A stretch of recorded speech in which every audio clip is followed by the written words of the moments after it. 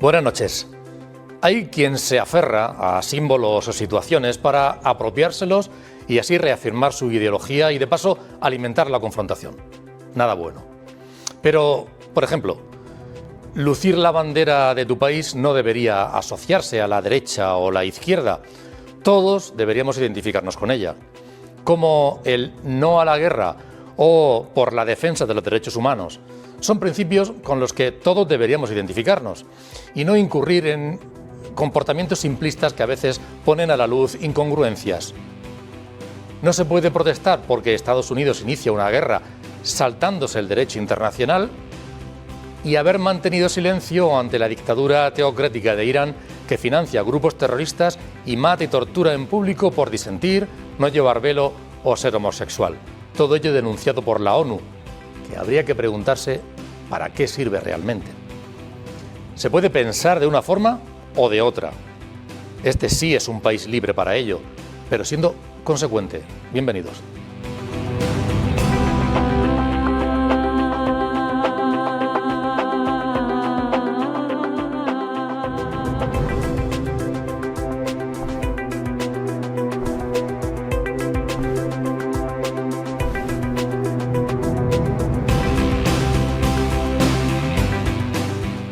Muy buenas noches y bienvenidos al debate en Popular Televisión. La verdad es que la actualidad es arrebatadora en estas fechas, tanto la regional como la nacional como la internacional, que nos afecta a todos nosotros. Y vamos a intentar analizar algunas de las cosas que están en estos momentos en los medios de comunicación y por tanto también son asuntos de conversación de todos los ciudadanos. Acompaña Pablo Blesa. Bienvenido, Pablo, un placer contar contigo. Antonio, gracias por invitarme esta noche en compañía de mis compañeros y desde luego, como dices, una realidad tumultuosa, turbulenta, por desgracia también violenta. Te tienes una chuleta, ¿eh? Me he traído, te gusta mucho preguntar sobre el derecho internacional y en tu entradilla estaba, esto es el derecho internacional. ¿Qué es eso? Esta es la piedra angular. Está manoseado. Sí, porque esta es la Carta de Naciones Unidas que me regalaron en la Escuela Diplomática Española cuando era estudiante allí en el año 96. Y la tengo de consulta en mi despacho. Y como siempre hablamos de manera muy abstracta del derecho internacional, digo, voy a enseñar lo que es el derecho internacional, la piedra angular del derecho internacional. La Carta de Naciones Unidas, firmada por 200 estados, es decir, que se comprometieron al firmarla a respetar ciertos principios.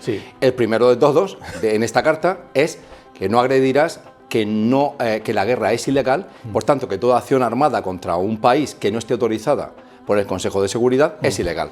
Salvo en casos preventivos. No está considerado, ni siquiera el caso de por causas humanitarias. El concepto de intervenciones por causas humanitarias lo desarrolló Mitterrand, los franceses, no está recogido en la Carta y sí que está recogido la legítima defensa, pero no el ataque preventivo. Eso es una idea que se desarrollaron los doctrinólogos americanos para, de alguna manera, justificar la guerra contra Saddam Hussein en 2003. Ahora, ¿alguien respeta la Carta o la ha respetado? Los que no la respetan, en primer lugar, son los fuertes, que son los que presiden el Consejo de Seguridad, que debería ser el garante de que no hay guerras. Y luego muchos más. Y luego muchos más, pero especialmente ellos. Javier Adar, bienvenido, buenas noches. Pues tú no traes chuleta, pero la llevas aquí en la cabeza. Sí, pero de todas maneras estoy viendo que por el tamaño que tiene, un libro de instrucciones de lo que sería el lanzamiento de misiles tapa todo el derecho internacional. Lo pones de ahí debajo y ya está. Absolutamente. Es una pena, es una pena. Porque lo único que no salvaguarda este derecho, lo único que no tiene, más allá de esto es articulado, y sus ansias de que los estados no resuelvan sus disputas mediante la violencia, es una fuerza coercitiva que lo aplique y por tanto lo sustancie. Y si te pones un burka, no ves nada. Ahí sí que ya no ves nada de nada. No ves ni el derecho humanitario ni el internacional, no ves ninguno. Aunque tengo un amigo árabe que él no es creyente y entonces pues cuando le hablas de todas estas cosas dice, lo del burka y todo esto, lo mejor para hacer cosas raras. Y cuando él habla de cosas raras, pues habla de todo aquello que supuestamente está prohibido, pero dices, tú coges y como no se sabe ni quién eres y puede ser cualquier cosa. Eso es. Hombre, mujer... Eso es. Joaquín Ángel de Domingo, magistrado, muchísimas gracias. Nada, estamos poniendo ya en un aprieto también muchas gracias. que el tema del derecho internacional debía ponerse un burka y a lo mejor pasa más desapercibido. A ver si Pablo luego nos lee el artículo 51. Exactamente, la legítima defensa. Que es el clave eso es. Y el cuento de la legítima defensa que están alegando. Bien, vamos a analizar esa cuestión y ya ven ustedes por dónde va la cosa, pero más cuestiones que tienen que están de actualidad. Pero miren ustedes, vamos a hacer una cosa. Además de la lectura que hagamos en la distancia, de lo que está sucediendo en Israel, Irán, en todo el Golfo Pérsico, vamos a conocerlo muy de cerca y lo vamos a hacer gracias a una conexión que tenemos ahora mismo en directo. Al otro lado de la cámara tenemos, de la conexión que vamos a hacer, tenemos a Pedro Mendoza García, que está en Israel y conoce muy bien toda la zona del Golfo. Pedro Mendoza García, en efecto, sí, por los dos apellidos, seminarista, como ven ustedes, es hijo de José Luis Mendoza y de María Dolores García. Pedro, un saludo y un abrazo enorme desde aquí, desde Murcia, desde tu casa. Y además me atrevo a decir que de parte de Pablo Blesa, especialmente, de Javier Adán y de Joaquín Ángel, que están con nosotros. Claro que sí. Muy buenos amigos, muchas gracias por invitarme en esta noche a este debate. Pedro, estás en Israel, conoces bien el Golfo. Bueno, primero por ti personalmente. No sé si estás tranquilo, eres un hombre tranquilo, pero no sé si has vivido alguna situación de riesgo estas últimas fechas, si en cualquier caso hay medidas de prevención para evitarlas. ¿Cómo te has manejado? Sí, bueno, lo primero que quisiera decir es que no es la primera vez que me toca vivir una situación idéntica o por lo menos parecida a la que estamos viviendo en este momento, porque bueno, yo llevo ya 6 años viviendo en Oriente Medio, 4 de estos años aquí en Tierra Santa, en Israel, y desde que empezó la guerra desde el 7 de octubre, pues bueno, aquí en esta zona de Galilea, pues estuvimos básicamente desde el primer día de la guerra sometidos a ataques constantes por parte del grupo terrorista Hezbollah desde el Líbano. Entonces, bueno, el inicio de esta guerra ha sido un poco despertar esos miedos de los misiles, de las alarmas, de tener que ir al búnker. Con todo, también he de decir que en esta zona donde yo vivo, un monasterio que está en medio de la montaña, lejos de cualquier enclave urbano, es una zona donde se vive con relativa tranquilidad en medio de la tensión de la guerra, ya que, bueno, los misiles tanto de Irán como de Líbano van dirigidos a las grandes ciudades como son aquí en el norte Haifa y luego en el centro y en el sur Tel Aviv, Jerusalén. Pedro, y en el entorno, en los otros países, no sé si tú contactas, tienes posibilidad de hablar con personas que están en Dubái, Kuwait, en Emiratos, ¿y cuál es la situación en el entorno que te trasladan personalmente? Por cierto, que sabemos que había mucha gente de España, incluso algunas personas de aquí de la región de Murcia, y que han conseguido salir, a veces de manera complicada, en autobús o en coche hasta Egipto y demás. Sí, estoy en contacto continuo con muchos amigos que tengo allí en el Golfo Pérsico. Como decía, una parte de estar aquí en Israel, he vivido 1 año y medio en varios países del Golfo. Y bueno, es cierto, al menos la percepción que yo tengo desde aquí, es que el conflicto allí se está viviendo quizás con mayor miedo o intensidad. Por la cercanía a Irán, por un lado, y por otro lado, pues es verdad que Israel tiene el Iron Dome, tiene un sistema de defensa antiaéreo potentísimo. Entonces, eso nos hace tener a nosotros, los que vivimos aquí ahora mismo en Israel, una cierta sensación de seguridad que no sé si la pueden tener del mismo modo los que están ahora mismo en el Golfo, de alguna forma están más expuestos. Uh-huh. ¿Qué sensación tienes personalmente y por lo que hablas con la gente de que esto puede durar mucho, puede ir a más? ¿Qué consecuencias pueden ir produciéndose en las próximas fechas, Pedro? Yo creo que todavía es pronto, a 6 días del inicio de la guerra, para extraer conclusiones. Creo que sería precipitado decir que será una guerra como la de la guerra de los 12 días que vivimos en junio del año pasado, a mí me pilló también aquí en Israel. Pero sí puedo decir lo que espero y deseo, y es que dure tan poco, si no Dios lo quiera, menos incluso, que el primer conflicto armado que hubo contra Irán. Trump hablaba de un conflicto que se podría extender hasta 4 semanas.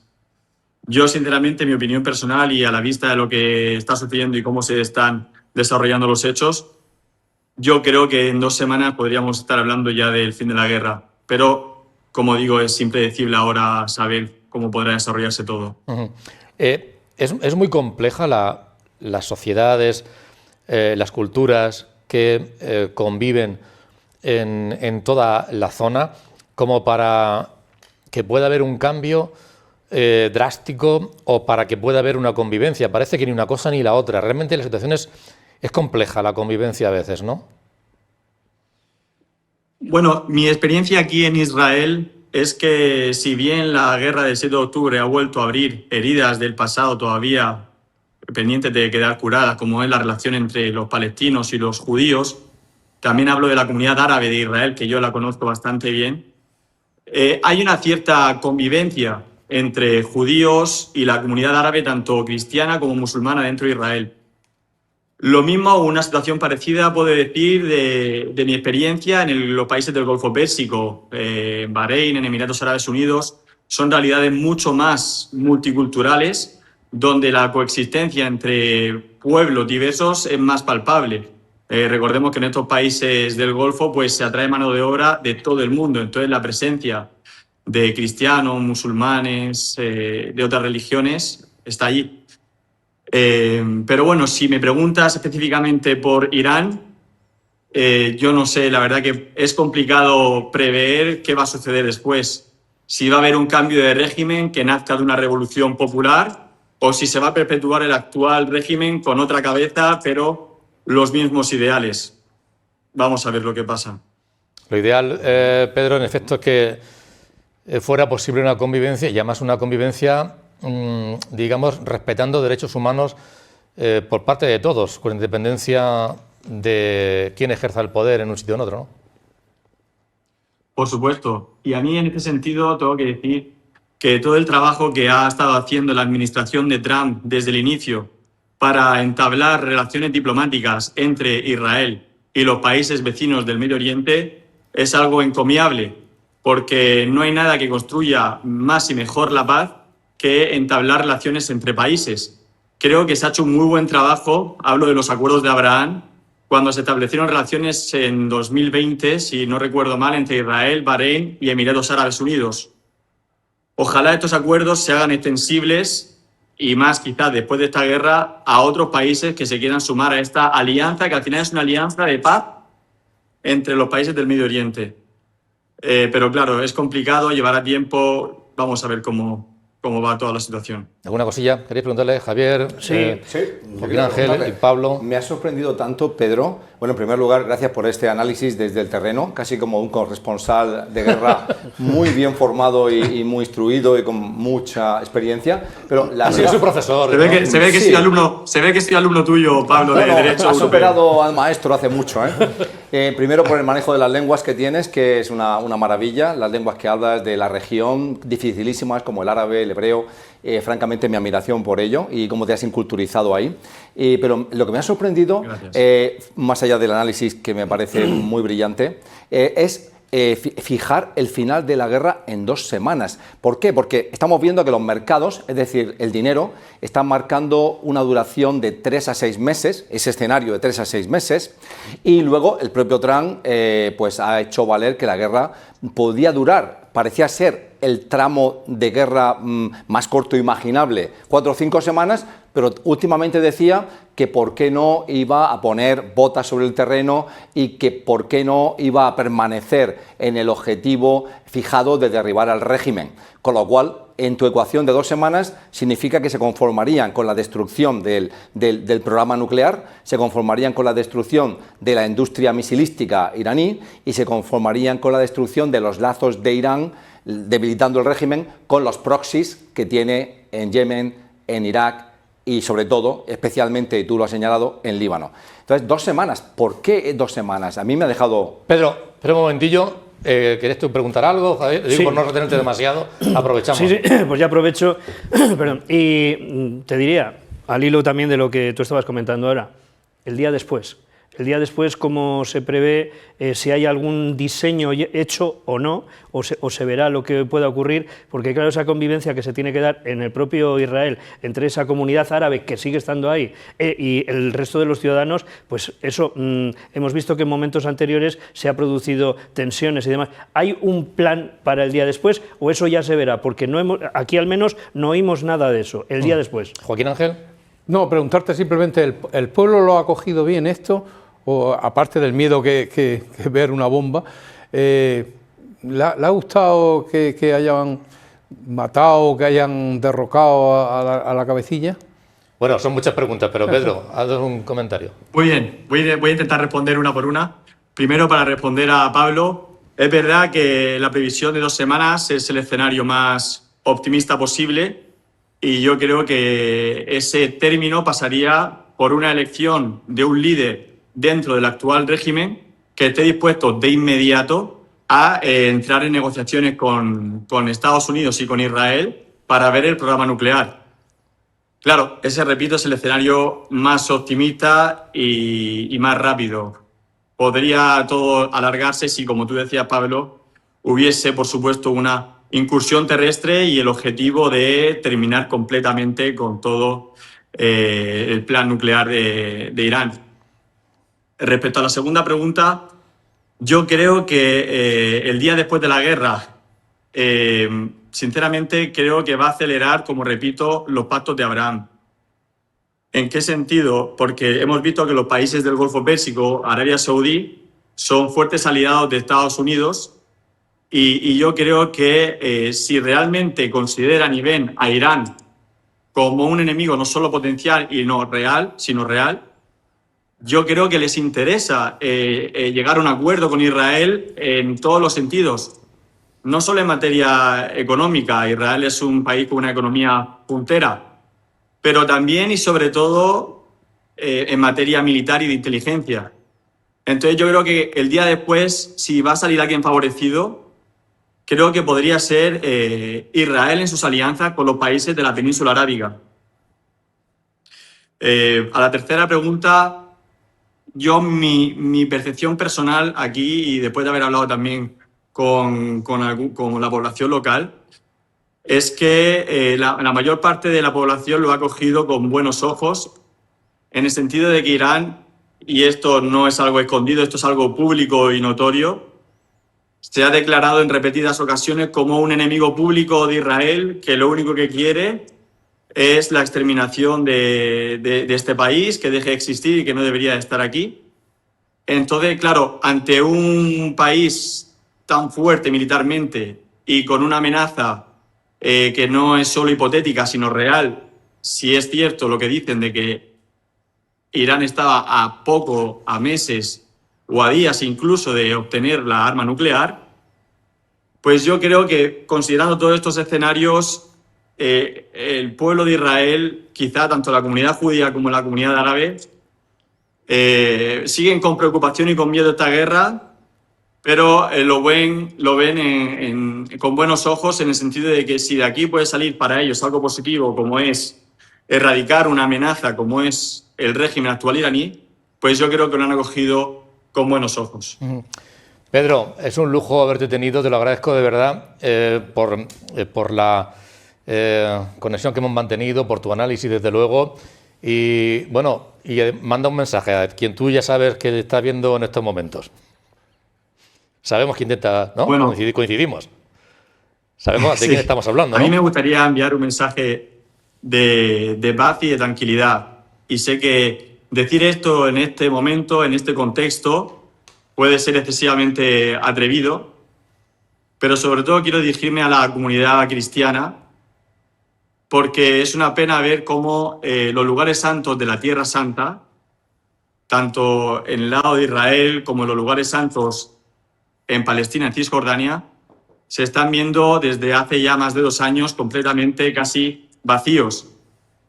Entonces, sí es cierto que ahora mismo hay una situación, esperemos, coyuntural de guerra, pero hablo del día después. Que no tengan miedo de venir aquí, que una vez terminado el conflicto es seguro. Digo más, el periodo entre la guerra de los 12 días, hace 1 año y medio, contra Irán, y el sábado pasado, 28 de marzo, aquí en Israel hemos vivido con absoluta tranquilidad y serenidad. Y los lugares santos estaban vacíos. Entonces, mi mensaje es de esperanza. Me uno al mensaje que ha emitido el Papa esta misma tarde, en el que ha dedicado el mes de marzo a la paz, para que podamos vivir de una vez por todas en esta tierra por la paz y que puedan venir, que puedan volver los cristianos a peregrinar a los lugares santos. El mensaje creo que también era para tu madre, ¿eh? O sea, que quiero decir, puedes lanzar el mensaje a tu madre perfectamente. Está viendo la familia, seguro, por supuesto. Estamos ahí organizando una peregrinación, Dios lo quiera, para la semana in Albis, a ver si pueden animarse. Muy bien. Un abrazo enorme, Pedro, desde aquí, desde tu casa. Un abrazo. Gracias. Hasta luego. Gracias. por invitarme. Muchísimas gracias. Adiós. Un pequeño alto en el camino y volvemos. Hasta ahora.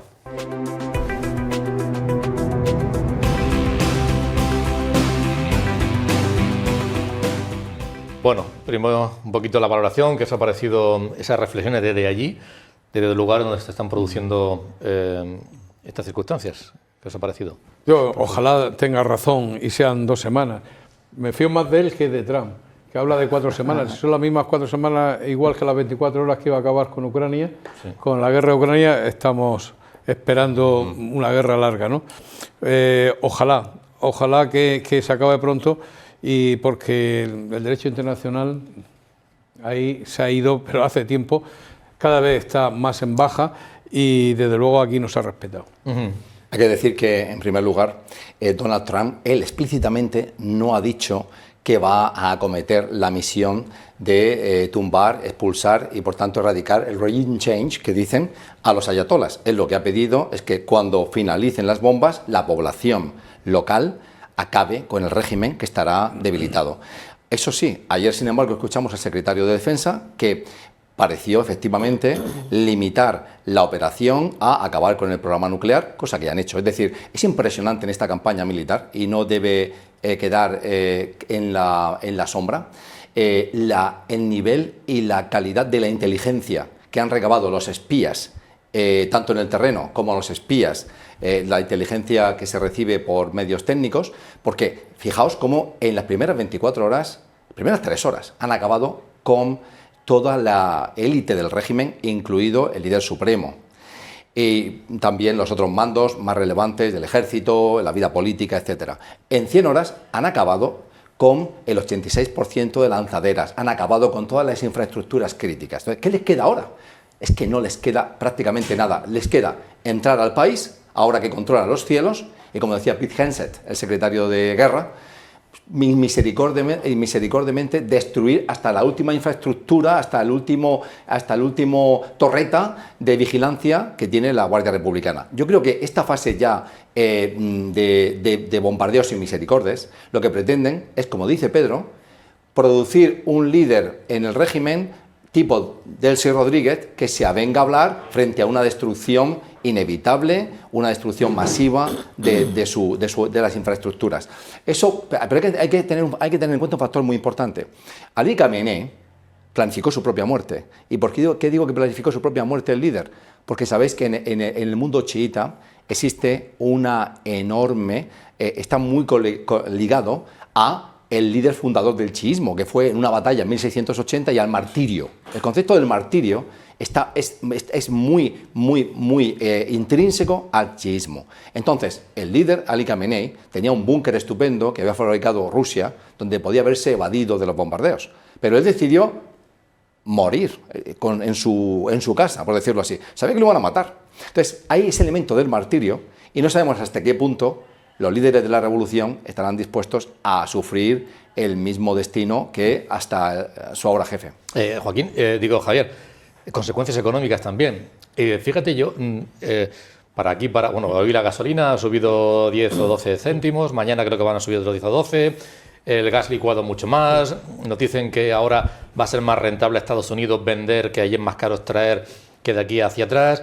Pero seguramente los países más afectados, y no se ve ninguna lectura dura, son China y Rusia, porque eran donde iban fundamentalmente por el estrecho de Hormuz el combustible que salía de Irán. Es decir, que hay consecuencias económicas bastante impredecibles, ¿no? Sí, ese sería el término, a mi juicio, con muchísima volatilidad, ¿no? De hecho, fíjate tú, la curiosidad aquí, que también nos está afectando, es que se ha convertido en más caro el diésel que la gasolina. ¿Sí? Es un efecto que pagan especialmente pues todo lo que es nuestras flotas de logística, ¿no?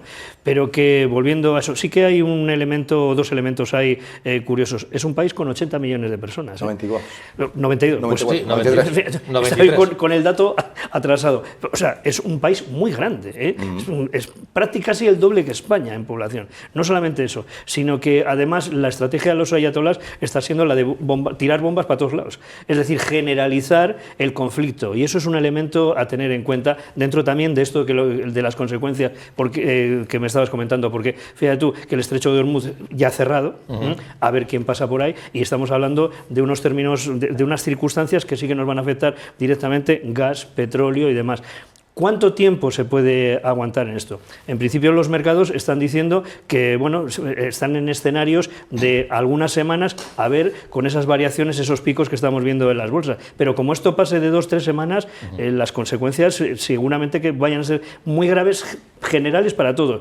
Rusia tiene una oportunidad ahí también, es decir, ellos son, tanto tienen petróleo como gas, y quienes quizás tengan la mayor consecuencia grave para ellos sea China, ¿no? Y China es la gran fábrica del mundo. Entonces, estamos en unos escenarios que son tan genéricos, tan grandes, tan difíciles de poder analizar, que veremos. Bueno, no va a ser nada. Eso es lo que sí que podemos concluir, ¿no? Joaquín Ángel, vamos a lo que apuntamos al principio.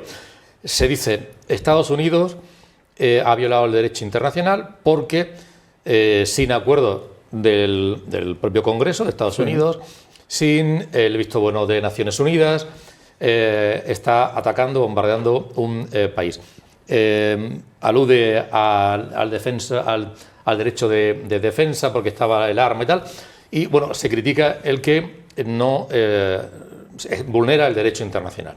Luego también se dice, estaba vulnerando el derecho internacional continuamente Irán, que estaba matando gente, torturando, y de hecho Naciones Unidas ya había hecho varias resoluciones, la última creo que era 2005, alertando, bueno, resoluciones en firme, firmadas, de violaciones de los derechos humanos. ¿Para qué sirve el derecho internacional si es que existe? ¿O para qué sirve Naciones Unidas si se aprueban resoluciones y, bueno, y sigue todo igual? Entonces, primero, ¿existe eso realmente? Y segundo, ¿da igual que exista? Pues está demostrando que no sirve. El derecho internacional, tal como lo tienen planteado, entre otras cosas, además, si tienes que juzgar a alguien y pone un veto una de las grandes potencias, tampoco lo puedes juzgar, o sea que no tiene sentido. El derecho internacional está de capa caída y está demostrando, Irán antes, Trump pues, lo demostró en Venezuela, lo acaba de demostrar en Irán también, y es que no me vale eso de que atacar preventivamente. El derecho no puede castigar ni condenar por un hecho futurible. El derecho, el nacional y el internacional, se tiene que atener a los hechos ya realizados y las pruebas realizadas. Preventivamente no supone destruir algo, sino evitar que eso se haga, pero nunca destruir. Por lo tanto, no me vale el cuento de que para evitar, si es que es así, para evitar que tenga unas armas nucleares se le está matando a la población, como tampoco es legítima defensa por las posibles armas nucleares que tengan. Legítima defensa es lo de Ucrania, que es, primero, no ha partido de ti el ataque, aquí sí ha partido de ellos, de Estados Unidos y de Israel, y en segundo lugar, una proporcionalidad del medio que utilizas para repelerlo, y en este caso, aún hipotéticamente que sería el primer factor que no se da, ¿qué proporcionalidad hay entre hacer una bomba nuclear que no sabe si la están haciendo, si la van a acabar, si la van a utilizar, por si acaso mato a la gente? Yo creo que el derecho internacional está de capa bastante caída. ¿Y ONU? ¿Y la ONU? Pues la ONU lo mismo. La ONU, mientras sigan existiendo los grandes vetos, no va a servir para nada. Está muy bien las Naciones Unidas y llevan ya bastantes años, pero ¿qué ha hecho realmente? A la hora de la verdad se la han saltado por alto. José Pablo es defensor de... No, pero eso no es muy sencillo. Mira, igual hace falta un lugar donde los países, los estados, se hablen. Ese lugar han decidido que se llame Naciones Unidas. Se aprobó esta carta en el año 45, la Carta de San Francisco, la Carta de Naciones Unidas, donde los estados dijeron que se iban a regir por un comportamiento no violento, que renunciaban, firmaron un papel, firmaron esta carta, que renunciaban al uso de la fuerza y que la única intervención militar legal es la que aprobaban conjuntamente y por unanimidad los 5 miembros permanentes del Consejo de Seguridad, que son las potencias. Las potencias hoy en día, en realidad, Francia y Gran Bretaña son potencias medias, pero junto a ellas está Estados Unidos, Rusia como heredera de la Unión Soviética y China. El problema es que en ese órgano nunca se han puesto de acuerdo. ¿Por qué? Porque el fuerte quiere ejercer la fuerza, sin restricciones. Entonces, ¿para qué sirve el derecho? El derecho sirve para proteger al débil. El fuerte no quiere el derecho. El fuerte quiere la ley de la jungla, porque es lo que le conviene. Pero claro, este mundo en el que vivimos, hay muy pocos fuertes y al lado de esos fuertes, que digamos, yo diría que es China y Estados Unidos, no incorpora otros, que juntos suman aproximadamente 1.800 millones de personas, somos 8.000 millones de personas en el mundo. ¿Quién defiende a esos 7.300 millones de personas? En el fondo este derecho. Lo que pasa es que este derecho es papel mojado porque aquellos que deben garantizarlo, los fuertes, deciden pasar de él y no seguir los procedimientos que se establecen aquí. ¿Cuál es el procedimiento para una operación armada? Que Estados Unidos e Israel, pero Estados Unidos que está en el Consejo de Seguridad, hubiese ido a la mesa donde está donde está Rusia, China, Francia y Gran Bretaña y hubiese pedido permiso. Por eso no funciona. No funciona porque nunca lo van a recibir. Entonces, ¿qué hacen? Aunque vimos a George Bush en la guerra contra Irak de 2003, bregando junto a Aznar, aprovechando que España estaba en aquel momento en un puesto de turista, por buscar el respeto al derecho internacional y que la intervención militar en Irak fuese legal, como fue la de Afganistán. ¿Nunca hay intervenciones legales? Sí, la guerra de Afganistán recibió el consentimiento, el beneplácito de los chinos, de los rusos, de los franceses y de los británicos. Pero ahora no hubiera ocurrido jamás. Ahora no hubiese ocurrido. Entonces, ¿pero qué ha pasado? Vemos algo muy importante. Donald Trump, estos papeles, estas organizaciones multilaterales, como él es el fuerte y América es tan fuerte, es una hiperpotencia, que dice, ¿para qué quiero yo derechos? Y quiero yo soy como Williver, ¿me voy a dejar yo aprisionar por las ataduras que me ponen los lilipudienses? Yo soy Williver, con lo cual yo soy la ley, yo soy el juez, yo soy la maza, yo soy el ejecutor. ¿Y qué ha hecho? Lo que está haciendo es que, en efecto, Irán es un régimen fascista horrendo, que tritura a su población, que es odiado por su población. Si vemos Irán sociológicamente, ¿qué vemos? Irán, un país de 94 millones, 4 millones... Y 8 fuera. Y sí, 4 millones, efectivamente, exiliados. 4 millones son el núcleo enquistado de un régimen odiado. Pero esos 4 millones tienen las armas, tienen las herramientas de coerción y te pueden matar. Tienen las bayonetas. Y los otros 90 no tienen nada. Esos 4 millones, por lo visto, seguro, están dispuestos a usar esa violencia para que esa revolución que inició Khomeini en el 79 sobreviva. Y los otros 90 millones están hastiados. Entonces, ¿qué hace Donald Trump? Dice, chicos, porque es en mi interés nacional y en el de Israel, os voy a abrir el paso. Solo que esa gente desarmada va a tener que ponerse delante de las bayonetas. Lo que pasa es que hay un desarrollo muy interesante de ayer, y termino, y es que vemos cómo quieren usar como una fuerza mercenaria a los kurdos de Irak, que son el 10% de la población de Irak, que siempre estuvieron a mal con Saddam Hussein, que Saddam Hussein los trituró y que ahora adquirieron protagonismo y armas porque lucharon junto a Irán, curiosamente, junto a Estados Unidos, Rusia y los demás, para chantar y destruir al Estado Islámico. O sea, ellos tienen armas y parece ser que los podrían querer utilizar como fuerza mercenaria para poner tropas sobre el terreno y ayudar y servir como mazo contra el régimen. Javier, parece que no va a aplicarse la amenaza de Estados Unidos respecto de romper el comercio con España. Cada vez que se toma una decisión. Bueno, ya veremos. Oye, no parece. Porque, dices en el día de hoy. En el día de hoy. De mañana puede Ayer ser parecía que sí, pero hoy parece que no. Por eso, sí. Lo que Que está claro que aranceles no va a utilizar porque ya el Supremo se lo tiró. Sí, pero ha puesto otro. Ha puesto lo va a otro. subir al 15%. Y espera a ver qué es lo que dicen los tribunales, porque también los tribunales podrían echárselo para atrás. Pero bueno, perdona que te corto. Bueno, nos jugamos ahí mucho dinero económicamente, de venta, de compra. Inversiones con Estados Unidos, ¿quedará en nada? ¿Cómo lo ves tú esto? No, mira, por hacer un inciso con la situación anterior que me describía, que estábamos describiendo, fíjate tú, el que Qatar no produzca el 20% del gas licuado mundial, que debería pasar por Hormuz, pero además con los ataques que recibidos en una de las mayores centrales de producción que tienen, pues resulta que ese 20%, ¿sabes quién está sacándole provecho? Estados Unidos, porque resulta que el gas licuado de Estados Unidos ya era el 20% de la producción mundial, pues ahora pasará seguramente que en poco tiempo a ser prácticamente el 40%, que es algo, vamos, no soñado hasta ahora, ¿no?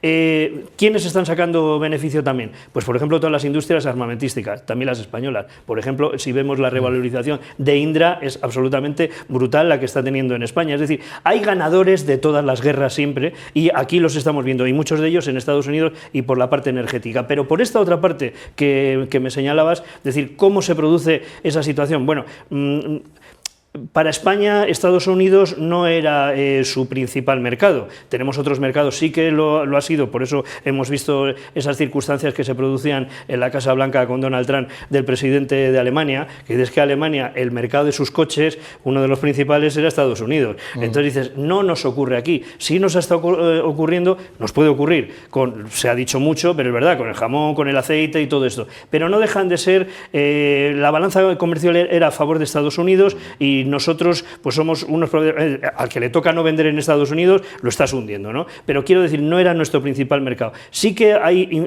empresas que lo pueden pasar mal, por ejemplo, pues una que se anunciaba en estos días, tubos reunidos en el País Vasco, en Vizcaya, que decía, oye, es que el 60% de nuestro mercado, de los tubos reunidos, resulta que era Estados Unidos. O sea, estamos hablando de automáticamente un ERE para sus trabajadores. Esas son las consecuencias. Pero para España, en un primer momento, si esto dura lo que dura, yo sí le veo algunas circunstancias peculiares. Empresas concretas grandes que tenían inversiones previstas en Estados Unidos, de las nuestras, de las españolas, pues dices, te lo van a poner difícil. Incluso más aún, el buscar socios allí pues va a ser más complejo porque nadie quiere llevarle la contraria a Trump. Y luego, pues algunas inversiones como 18.000 millones de euros que Amazon quería invertir, que seguro estaba ya previsto, para invertirlos en un nuevo centro tecnológico en Aragón, pues eso seguramente que esté ahora mismo en el aire, cuando se anunció hace 2 semanas, antes de que empezase la guerra. Es decir, las circunstancias como país, en un principio,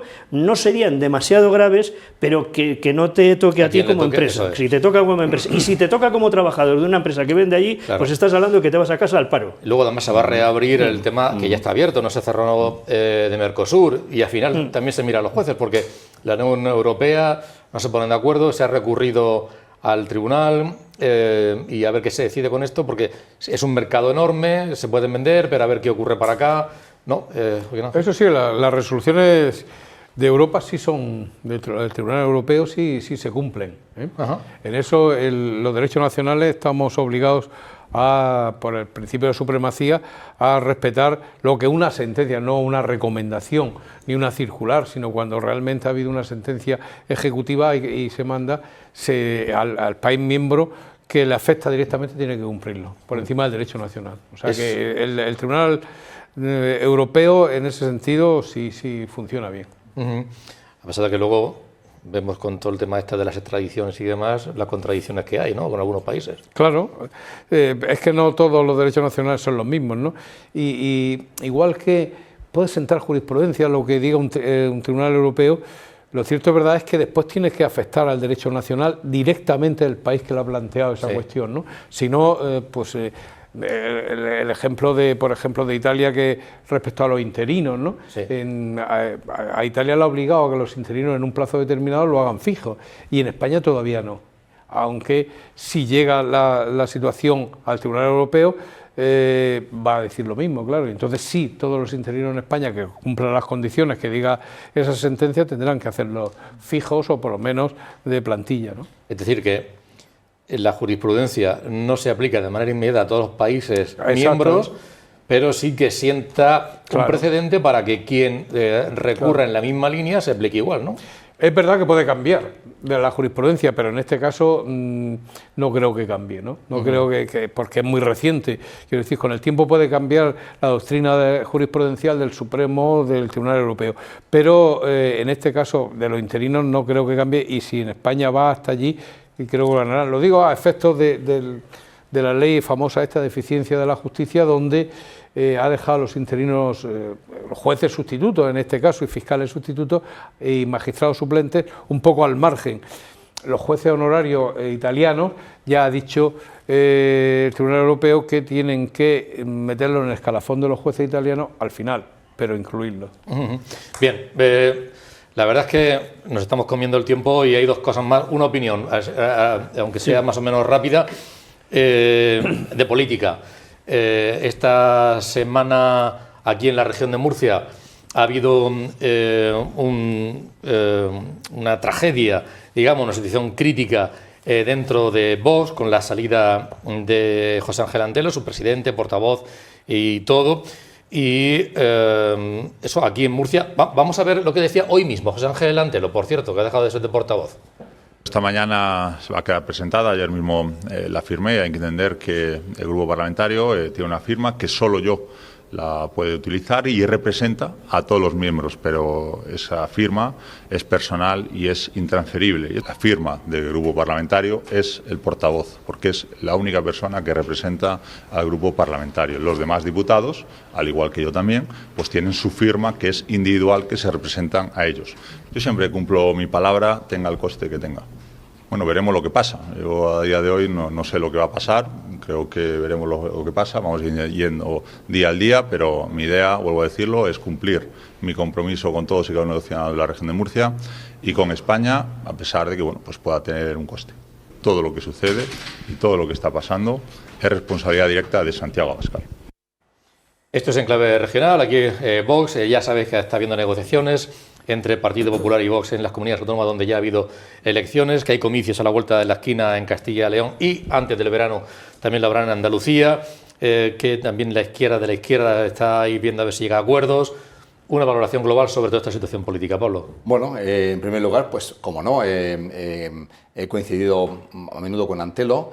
Es un hombre que me merece un respeto y lo lamento por él, que haya sido defenestrado de su cargo. No me alegro del mal de nadie, tampoco me alegro del mal que le ocurra al señor Antelo, que además ha sido deportista, pero es cierto que hay un contexto muy curioso. En primer lugar, Vox es un partido en auge en la región de Murcia.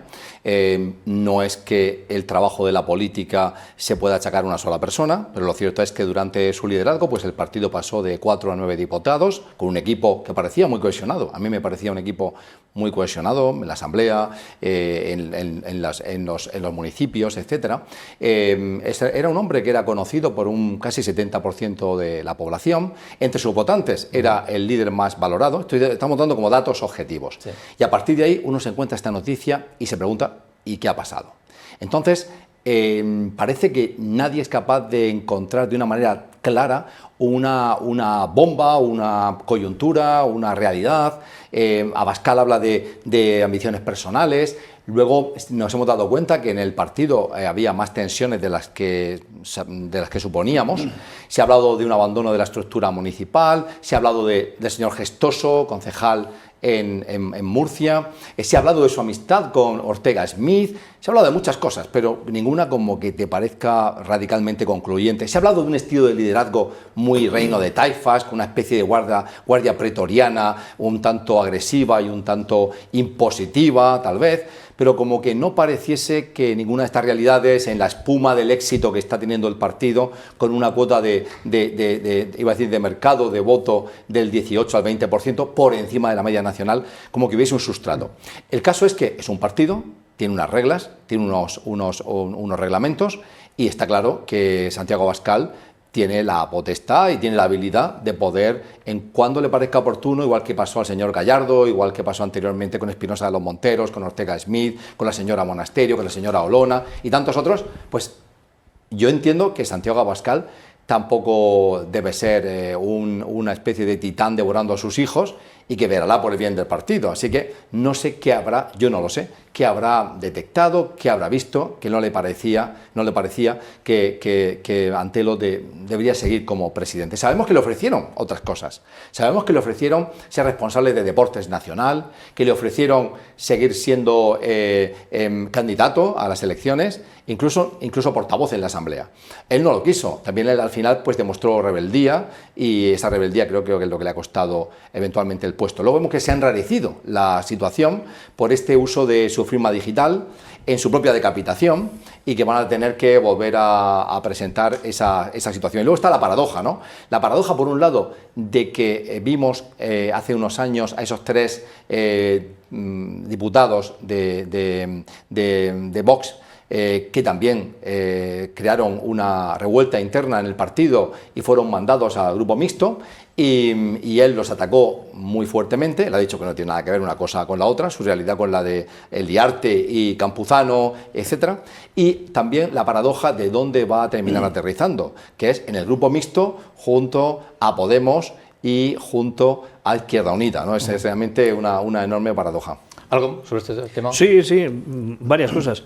Fíjate tú que no le afecta a ninguna de las crisis territoriales a Vox en su intención de voto. En todas las encuestas sigue consolidándose y aumentando. Estamos hablando de que de cara a las elecciones generales ese entorno del 20% podría incluso superarse. Ahora está por encima del 18%, y o sea que es un partido que, a pesar de ser muy vertical en la toma de decisiones, que hace que ocurran cosas como esta, pues que no le afecte con respecto a su base electoral. En cuanto a las circunstancias que se producían, y se produjeron aquí en la región de Murcia también anteriormente, con Ortega Smith, con Liarte y demás, era sobre todo el control económico de lo que era los grupos parlamentarios. Es decir, que es un partido relativamente nuevo y que necesita tener una estructura económica pues que le permita. Lo que pasa es que los que criticaban desde los territorios, se criticaba el que decía, hombre, pero si te tengo que enviar todos los fondos para ti, aquí ¿cómo hago campaña? El hecho es que luego no se produce un desgaste en ninguno de esos territorios. Y en cuanto a la nueva figura, Rubén Martín Alpañez, oye, yo es que más allá de la crisis que se ha abierto y dando un paso hacia adelante, yo creo que es una buena elección. Nos conocemos mucho, yo creo que nos apreciamos, yo creo que, fíjate tú, tiene además un elemento ahí diferenciador a mi juicio con Antelo, y es una preparación económica excelente, es un muy buen economista. De hecho, su tesis doctoral que además me lo he apuntado para que no se... que es la estimación sobre las tablas regionales input-output, que es un sistema que, por ejemplo, en la región de Murcia todavía no se está aplicando, y en muchas regiones, y que deberían tomar nota de la tesis doctoral para aplicarlo. Eso de lo que son los input-output en las economías regionales nos podría hacer mejorar en mucho. Fíjate, alguien que tiene una categoría política y de formación económica tan interesante, pues yo creo que es alguien que puede abrir nuevas perspectivas. Otra cosa es lo que puede hacer, porque sí que sabemos que el mandato es imperativo cuando viene de Madrid, y luego pues los Méndez Monasterio pues parece ser que mandan mucho, y ahí lo dejo, porque parece como que es el Pepito Grillo que sopla siempre la tendencia hacia dónde hay que ir, y se lo dice a Abascal, que Abascal pues coge el caballo y empieza a galopar. Miguel Ángel, ¿algo sobre esto o cambio de tema? En la política no todo vale. Si realmente le han falsificado la firma se han pasado. Así de sencillo. Bueno, para eso está la secretaria de la Asamblea, ¿no? Claro, exactamente. Sí, hombre, a mí si me cogen mi tarjeta y me firman una sentencia que yo no la he firmado, es un delito, evidentemente, ¿no? Si él dice, solo yo la puedo utilizar, está claro que no, porque se la han utilizado, según dice él, que habrá que probarlo. Pero realmente si él ha firmado su propio cese, que es lo que él dice, parece un poco extraño, ¿no?, que lo haya firmado él. Habrá que ver si le han falsificado la firma, porque eso ya es pasar una línea roja en la política. Quería comentar porque se ha señalado a la persona que lo ha sustituido en la Asamblea, Rubén, a que también conozco bien, una persona muy seria, como ha señalado, muy bien formada, va a hacer un muy buen trabajo, y luego se apunta para la presidencia del partido a Robles, que lo has tenido en tu programa muchas veces, al diputado nacional de Vox. Conexiones con él. A mí me ha parecido también, bueno, pues un poco elegante por parte de Antelo, que ha hablado muy bien de Robles y ha hablado, me parece que también bien de Rubén. Y eso parece que le honra en ese sentido, y desearle suerte a Rubén y desearle suerte al que sea el futuro presidente del partido. Sí, hombre, Antelo yo creo que en eso pues sí que ha sido discreto, ha dicho que ha recibido distintas llamadas y apoyo y demás, pero bueno, pues por decirlo así, los partidos políticos, especialmente los muy verticales como este, son de esa manera. O estás con quien toma las decisiones, o ya sabes la puerta de salida. No hay más. Digo que es un deportista. Lo verá la secretaria que además ha estado aquí, la secretaria de la Asamblea Regional, y es una persona además con una preparación excelente, y ha estado aquí porque es además la representante o la presidenta de la Asociación de Secretarios de de asambleas y parlamentos autonómicos de España, o ha sido hasta hace poco, en cualquier caso. Bien, vamos, quiero hacer referencia a una cuestión. Me parece que ayer estuvo aquí en Murcia la fiscal general del Estado, Teresa Peramato, y los medios de comunicación le preguntaban, porque ha habido varios nombramientos estos últimos días, y hay quien dice que los nombramientos que está haciendo o que ha hecho que han sido para coger a gente afín y dejar fuera o apartar a gente que no era de la línea del gobierno o de la línea de la fiscalía que depende del gobierno. Ese debate siempre está abierto, Joaquín Ángel, siempre está abierto. Hasta el punto de que yo creo, no sé si inconscientemente hace unas declaraciones donde habla de la preparación y de el currículum de la gente, pero termina diciendo la clave. Ya verás, vamos a escucharla. Se presentaban 86 fiscales, todos ellos muy cualificados para ocupar cualquiera de los cargos que salían a concurso. Eran 19 plazas, 2 quedaron desiertas, la Fiscalía de Cuenca, Jefatura de Cuenca y Jefatura de Lugo. Es decir, teníamos 86 fiscales para 17 plazas. Obviamente 69 no podían acceder a ellas. Yo comprendo la decepción de quienes no son nombrados, pero esto es la normalidad dentro de los concursos discrecionales. Se ha atendido mérito, se ha atendido a la capacidad y se ha atendido a los planes de actuación que presentaron cada uno de los compañeros y que yo he entendido que se aproximan más al proyecto de política criminal que esta fiscal general del Estado quiere imprimir. Esa es la clave. Es la clave. Al final, habla de mérito, habla de trayectoria. Es la discrecionalidad y la confianza. Eso es. Y la confianza es así. Solo tienen un límite. Es lógico, además, si tú te quieres rodear de gente, será gente que sea afín a ti. No vas a meter el lobo en el gallinero. Lo que está claro es que solo tiene un límite, que lo ha dicho la sala cuarta del tribunal, la sala tercera del Tribunal Supremo, la contencioso administrativa, que todos estos nombramientos discrecionales vale, pero con una justificación y un razonamiento. Es decir, que no confundan discrecionalidad con arbitrariedad. Con lo cual, si llegan al Tribunal Supremo y no ha justificado esos nombramientos, pueden tirárselo para atrás, como lo han hecho con varios fiscales o varias fiscales. Pero es lógico que estos cargos discrecionales pues sean gente de su confianza, siempre que tengan unos méritos. Pero ¿quién los evalúa esos méritos? Pues la propia persona que te elige, ¿no? A nosotros ahora los jueces lo que nos hacen es, si optas a un cargo, es una que se retransmite para todos los jueces que quieran verlo, pues exponer tu método de trabajo, lo que quieres para esa sala y sobre todo cuáles son tus méritos. Y a partir de ahí ya el Consejo decide. Quiero decir que es totalmente público. Yo creo que aquí no ha sido totalmente público, no sé si se lo habrán emitido a todos los fiscales, pero lo cierto es que mientras justifique y sea racional el nombramiento, es inamovible. Otra cuestión, está habiendo casos, no sé si se está poniendo desgraciadamente de moda el tema de los abusos sexuales, las violaciones en el ámbito de la alta política, incluso de la alta policía. El director adjunto de la Policía Nacional, el DAO, al que tú te referías hace poquito en un artículo de opinión, sí. Y bueno, los nombramientos, los ceses, y ha tenido bastante repercusión una intervención que ha tenido el coronel Diego Pérez de los Cobos, que ha tenido su enfrentamiento con Marlaska, o Marlaska con él, depende cómo se mire, en un acto de la Confederación Española de Policía. Entre otras cosas, decía esto. La Policía Nacional y la Guardia Civil son cuerpos de seguridad del Estado, al servicio de la totalidad de los ciudadanos. Y si alguien, en lugar de ejemplares servidores públicos, busca disponer de despreciables lacayos al servicio de causas de parte y dispuestos a hacer cualquier cosa que satisfaga los intereses de su amo, tenemos que enseñarle la puerta de salida y decirle bien claro que se ha equivocado de sitio. Que los policías nacionales y los guardias civiles han escrito durante muchas décadas, con su sangre y su sacrificio personal, algunas de las páginas más heroicas de la historia de España y no están dispuestos a permitir que 4 indignos vengan a intentar emborronarlas por pura ambición personal.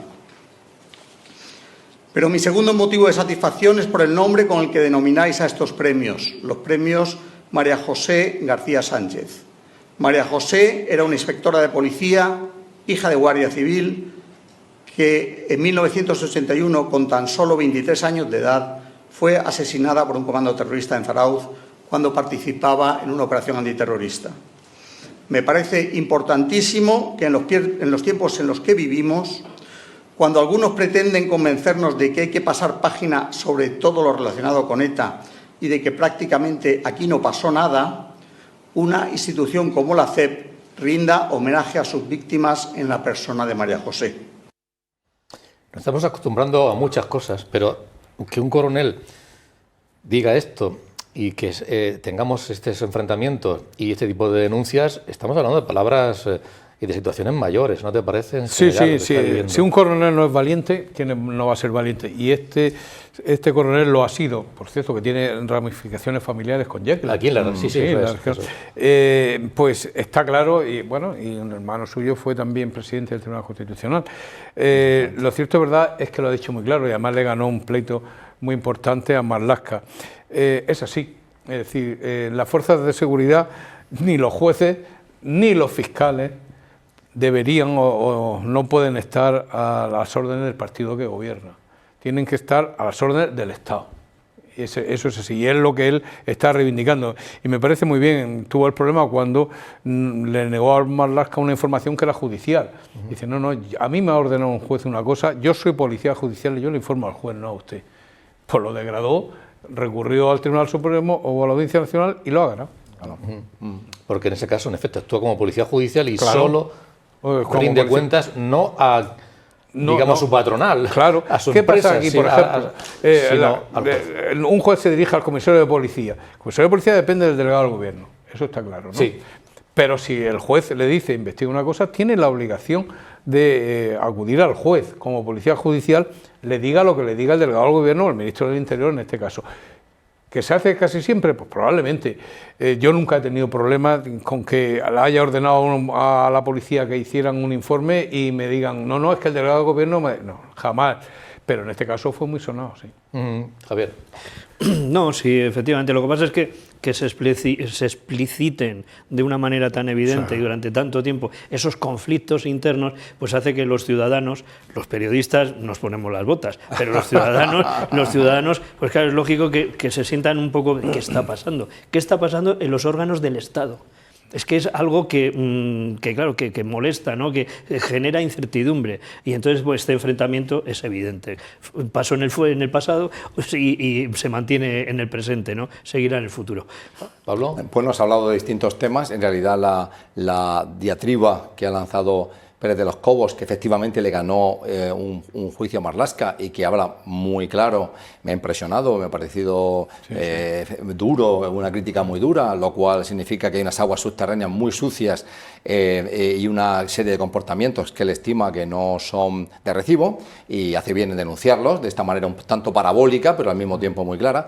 Y luego tú has referido a los casos de denuncias por acoso sexual, etcétera, que vemos que en efecto pues hay ahora mismo imagino que en todo movimiento, porque en realidad vemos que esta etapa en la que asistimos en todo el mundo al menos occidental, a muchas denuncias de acoso sexual por parte fundamentalmente de hombres poderosos a sus subordinadas, a sus empleadas en general, aunque no exclusivamente, pero en esa línea, pues el movimiento Me Too, y ahora digamos que esa versión de ese movimiento ha penetrado en el mundo de las fuerzas de seguridad, ¿no? Entonces vemos que ha habido... Y en exministros. Exactamente, vemos que ha habido, por una parte, denuncias, el caso de Íñigo Errejón, pues lo hemos seguido durante mucho tiempo, hay una segunda denunciante actualmente, el caso de José Ángel González, con una subordinada con la que mantuvo una relación y luego esa subordinada pues ha reivindicado que fue violada, etcétera. Tenemos el caso de José Tomé en la Diputación de Lugo y alcalde socialista, que tuvo que dimitir, y luego hay más de 50 denuncias entre 2023 y 2025 en los cuerpos de seguridad del Estado de miembros femeninos que han denunciado pues eso, acoso o vejaciones o violaciones. Y también ha sucedido mucho, y es un tanto epidémico, en las embajadas, es decir, el personal de seguridad de las embajadas pues ha habido muchas acusaciones en ese entorno de las embajadas. Sería fantástico que un juez determinase y hiciese justicia sobre todos esos casos y que fuese una justicia recta. Imagino que alguno de esos casos será fruto de algún tipo de venganza personal, es inevitable, ¿no? Alguna venganza personal, alguna lectura posteriori en clave vengativa por alguna realidad, pero es cierto, en estos casos más sonados, que el jefe o el responsable no debería mantener relaciones sentimentales con sus subordinados. Eso está terminantemente prohibido en la empresa privada, hablo en el mundo de las multinacionales. Yo recuerdo, por ejemplo, cuando un CEO británico de McDonald's había conseguido en 2 años doblar el precio de la acción. Y en un momento dado, la compañía descubre que tiene una relación consentida, si no había vejación, no había acoso, no había violencia, con una empleada. Y la compañía lo despide, pero como es un despido improcedente, le paga 100 millones. La compañía sigue indagando y este directivo tenía 5 relaciones y había premiado con algunas acciones a una señora. Todo relaciones consentidas. La compañía reclamó el dinero y tuvo que abonárselo con creces el directivo. O sea que yo veo normal pero que esté prohibido. Esto no es consentido, muchas de las cosas que aparecen por ahí. Efectivamente, esto hablamos ya de casos no consentidos, pero incluso en el mundo de la empresa privada, de la gran empresa privada, incluso aunque sea consentido, implica el despido. Y yo lo veo correcto. Sí, pero quizás lo que está fallando aquí, lo que estamos viendo, es que están fallando los protocolos que nos habíamos dado y que dices, pues no están funcionando, ni en los partidos, como hemos visto, pero ni siquiera en las fuerzas de orden público, ¿no? Entonces, quizás sea necesario pues toda esa revisión de a ver cómo esas actuaciones, porque para que no se produzca ni denuncias falsas, pero que tampoco se produzca un acoso que es muy fácil sobre alguien que tiene poder, sobre alguien que es subordinado, ¿no? Entonces, a día de hoy sí que podemos decir, no nos está funcionando. Y yo siempre pongo el ejemplo de aquello de las buenas prácticas que se esperaba de la banca cuando luego vimos que algunos... La responsabilidad social corporativa, veía los manuales, oye, perfectos, además muy amplios, y luego resulta que algunas fueron a la quiebra, ¿no? Entonces dices, no se estaba respetando nada de eso. Bueno, pues aquí no podemos mirar para otro lado. Yo creo que hay que ir avanzando en ese sentido porque al final lo que no puede ser es que acabe todos los tribunales cuando debería ser quizás una cuestión previa donde se pueda parar, ¿no? Entiendo yo. Sí, y de hecho ahora te obligan a un acto de conciliación previo en la mayoría de los casos para evitar esto. Pero la tecnología siempre es buena, pero en estos casos de agresiones y acoso sexual es esencial. Porque uno de los delitos más difíciles de juzgar son estos. ¿Por qué? Porque es la palabra de uno contra la de otro. No suele haber pruebas, salvo que haya sido una violación, que haya dejado unas secuelas físicas y psicológicas. Yo siempre, cuando daba clase, recomendaba, si ocurre esto, lo primero que hay que hacer es ir a urgencias, porque es esencial el primer parte médico de saber qué ha pasado. Y después hoy con las tecnologías, al militar o al policía la han grabado. Y eso para nosotros, para los jueces, nos viene de maravilla, porque no es ya de decir, no, es que es una represalia, como decía, bueno, que es verdad que a veces ocurre, pero el 80% o el 90% suele ser verdad.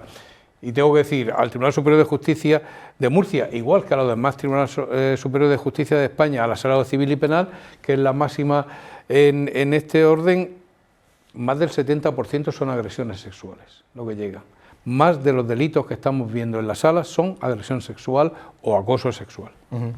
Javier, muchas gracias por estar aquí. Pablo, muchas gracias. Y Joaquín Ángel, no sé si despedirte como magistrado emérito, porque... Estoy emérito, pero no me he ido a Qatar ni a ningún sitio. No, porque se ha jubilado la semana pasada. Llevo el domingo pasado. El domingo pasado. O sea, hace 4 días. Hace 4 días. 4 días. ¿Cuántos años llevaba? 47 años y 2 meses. 47 y un día.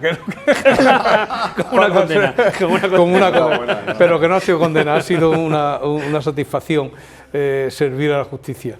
Pues, y la mayoría en mi región, claro. Pues nada, felicidades por el trabajo hecho. Muchas gracias. Y por lo que te viene ahora por delante para disfrutar de los nietos. Exactamente, que es la mejor recompensa. Muchas gracias. Nos veremos el próximo jueves. Buenas noches. Hasta entonces.